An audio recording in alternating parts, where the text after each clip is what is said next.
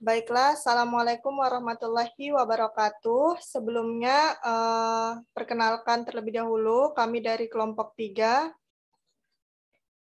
dengan anggota kelompok yang terdiri atas yang pertama ada Aprilia Karisma Yogi dengan NPM 2040704001. Yang kedua saya sendiri Elvanda Soliha Uzaki dengan NPM 2040704027. Yang ketiga ada Enilin Octavianus dengan NPM 2040704020. Yang keempat ada Erliana Kellen dengan NPM 2040704003, dan yang terakhir ada Grace Pongmekita dengan NPM 2040704004. Baiklah, di sini kami akan membahas tentang aplikasi berbagai metode penelitian dalam praktik pelayanan kebidanan. Yang pertama akan dibacakan oleh rekan saya, Aprilia Karisma Yogi. Baiklah, bismillahirrahmanirrahim. Di sini saya membahas pendahuluannya, yang dimana karakteristik rancangan penelitian dibuat oleh peneliti tergantung dari berbagai faktor termasuk pertanyaan penelitian dan sumber daya atau termasuk waktu dan dana yang tersedia.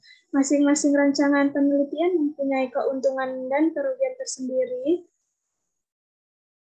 Next.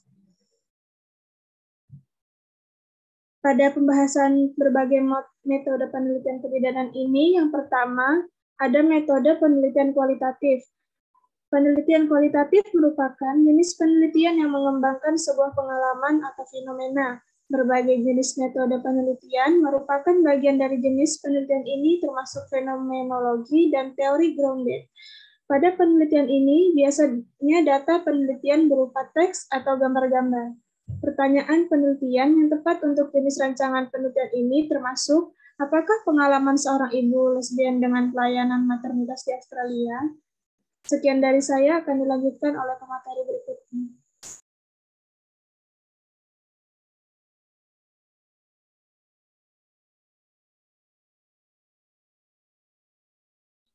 Baiklah, selanjutnya akan dilanjutkan oleh Erliana Kellen. Selanjutnya, pembahasan berbagai metode penelitian kebidanan. Metode penelitian kuantitatif.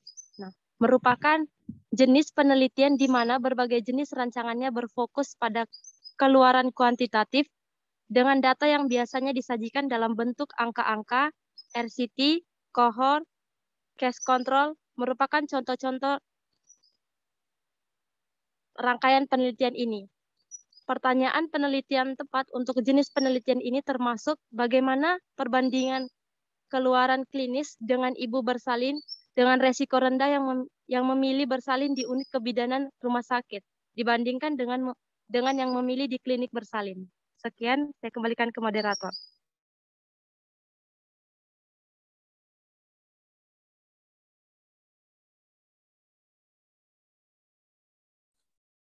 Baiklah, materi selanjutnya akan saya bacakan sendiri, yaitu mengenai cara lain untuk mengkategorisasikan penelitian kuantitatif adalah penelitian observasional dan intervensi. Jadi, penelitian intervensi sendiri memperkenalkan sebuah intervensi pada satu kelompok, kemudian dibandingkan dengan kelompok lain yang tidak menerima keluaran atau kelompok kontrol. Jenis penelitian ini juga dideskripsikan dengan penelitian eksperimental atau eksperimental semu. Pada penelitian observasional, peneliti tidak memperkenalkan sebuah intervensi, namun secara sederhana mendeskripsikan sebuah situasi atau membandingkan keluaran dari berbagai kelompok yang berbeda. Melanjutkan contoh penelitian, unit kebidanan versus klinik bersalin. Pada penelitian intervensi, peneliti akan memilih satu unit sebagai intervensi, misal klinik bersalin, dan kemudian mengalokasikan ibu bersalin secara random atau dengan metode lain untuk bersalin di unit bersalin atau di klinik bersalin. Pada penelitian observasional, peneliti akan memilih unit kebidanan dan klinik bersalin yang sudah tersedia, kemudian membandingkan keluaran dari ibu bersalin yang memilih bersalin di tempat tersebut. Pada kasus ini, peneliti tidak mengintervensi namun hanya mengamati.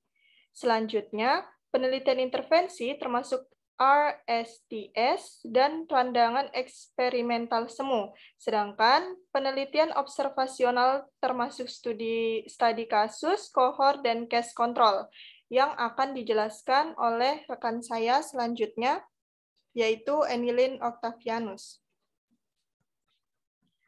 Baik, terima kasih. Penelitian intervensi termasuk RCTS dan ranah eksperimental semu. Sedangkan penelitian observasional termasuk studi kasus, kohort, dan case control. Jenis penelitian itu yang pertama ada systematic review. Systematic review merupakan sebuah proses yang menggunakan standar metodologi untuk memilih dan mengkaji ulang berbagai literatur dengan teman sejawat atau grup review literatur dengan mengacu pada sebuah topik untuk mensintesis literatur tersebut dan merupakan tingkatan tertinggi dari piramida evidence. Yang kedua ada meta-analisis. Meta-analisis adalah sama halnya dengan systematic review. Meta-analisis juga dapat dikaji ulang oleh sejawat atau grup review literatur. Fokus terletak pada analisis statis, menggabungkan berbagai hasil penelitian untuk melihat kekuatan penelitian tersebut dari jumlah subjek penelitian atau karakteristik lain, memiliki phosphorus. Yang ketiga itu ada ACTS.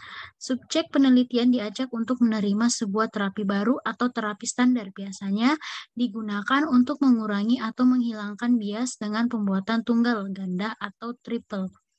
Yang keempat ada kohort. Kohort ini melihat keterpajanan terhadap faktor risiko untuk mengetahui apa penyakit yang dapat muncul. Untuk melacak sejumlah orang dalam periode tertentu, dapat terjadi retrospektif maupun prospektif.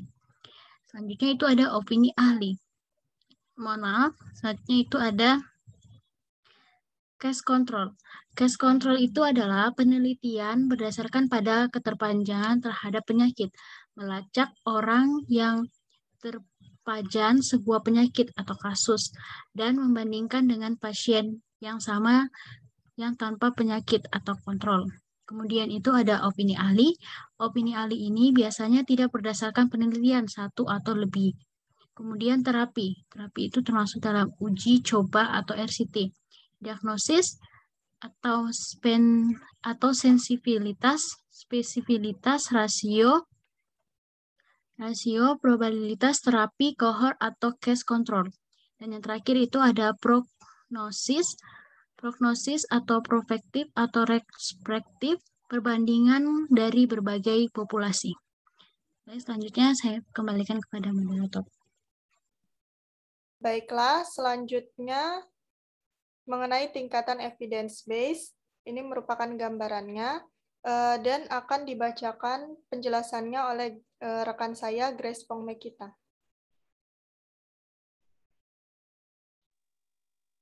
Baik, di sini saya akan menjelaskan tentang database pencarian. Yang pertama yaitu membangun strategi pencarian database yang efektif. Adapun metode PICO artinya P, pasien, populasi, dan masalah. I, intervensi, faktor prognogis atau keterpanjangan. C, pembanding atau kontrol. O, keluaran. Ini adalah pertanyaan tentang intervensi. Tidak semua pertanyaan klinis tentang intervensi. Di bawah ini jenis pertanyaan mungkin timbul. Yang pertama, apa yang menyebabkan masalah? Etiologi, faktor resiko. Yang kedua, berapa frekuensi dari masalah? Yang ketiga, apakah orang ini memiliki masalah? Itu diagnosis. Yang keempat, siapa yang akan mendapatkan masalah? Itu prognosis dan prediksi. PICO adalah metode menganalisis komponen dari sebuah pertanyaan yang berkaitan dengan praktek klinis jika ingin mencari jawaban berdasarkan bukti PICO. Terdiri dari 4 komponen yaitu cobalah untuk menggunakan semua 4 bagian dari pertanyaan dalam strategi pencarian jika memungkinkan. P, pasien, populasi atau masalah. I, interversi, faktor prognostik atau paparan. C, perbandingan atau kontrol. O, hasil. Yang kedua, membangun strategi pencarian yang efektif. Sekarang saatnya untuk berlatih untuk bukti terbaik yang tersedia melalui strategi pencarian yang efektif. Langkah pertama dalam menyiapkan strategi pencarian adalah untuk merumuskan pertanyaan pencarian. Gunakan model PICO untuk merumuskan pertanyaan pencarian dan mengatur strategi pencarian. Langkah berikutnya, dalam mendirikan strategi pencarian adalah mengubah istilah pencarian dari pertanyaan pencarian ke dalam strategi pencarian. Buat latihan yaitu buatlah strategi pencarian Anda sendiri. Sekarang Anda akan membangun strategi pencarian database yang efektif untuk mencari bukti-bukti untuk praktek kebidanan Anda. Anda dapat melakukan strategi pencarian Anda di PubMed atau Cochrane.